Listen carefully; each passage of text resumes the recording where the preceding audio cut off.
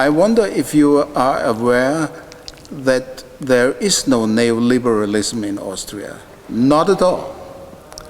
Well, I do comparative analyses of the political economies of European countries. And Austria, in all the work I do, Austria appears with the Netherlands and with the Nordic countries as a very particular group where those characteristics you've just described apply. Austria is not quite as egalitarian as the Scandinavian countries, but it is up there with them.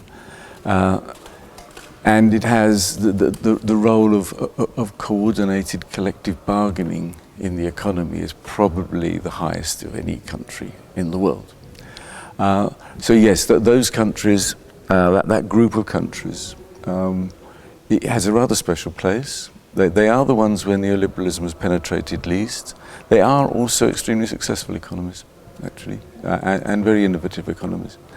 But nevertheless, the characteristics that have made them distinctive are declining. The trade unions are depending increasingly on their institutional position and not on their membership strength. And this is particularly true actually in Germany, which is a country on the borders of my group. But it's true of Austria, and it's beginning to be true even of the Scandinavian countries, certainly true of the Netherlands. So for me there is some danger that trade unions are not able to reproduce their strength from a membership base in the new economy. Especially because Austrian trade unions are very, very conservative, meaning structural conservative.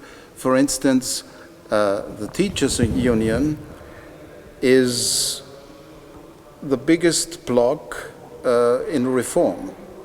The teachers' union says no, no, no, and nothing happens. These corporatist trade union structures, industrial relation structures, depend on unions having a degree of coordination across the economy and having an important size and weight, which means that they cannot risk acting in a selfish way because they represent too much of the society and they are coordinated with each other. So they cannot act in the way that, for example, an American trade union will always act, just isolated for themselves.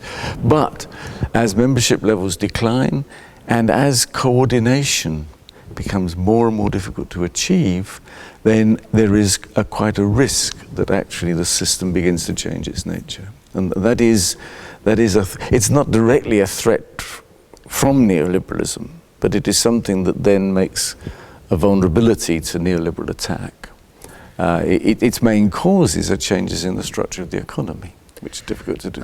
The changes in the structure of economy concerning the trade unions is in Austria, there are so many part-time workers, mostly women, and there is an increasing number, about 200,000 or 300,000, of small self-employed people, and they are forgotten by the trade unions. Yes, and that is becoming a problem.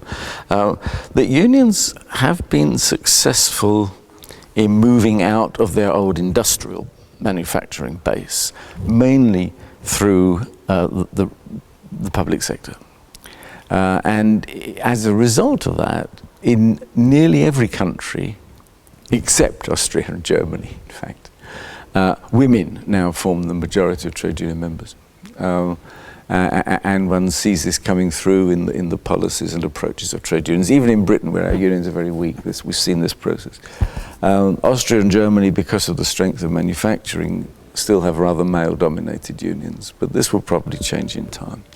The real failure has been the difficulty of recruiting trade union members in the new private services sectors, which are the dynamism of much of the economy. So this is the problem unions have, is the difficulty of moving into this third part of the economy.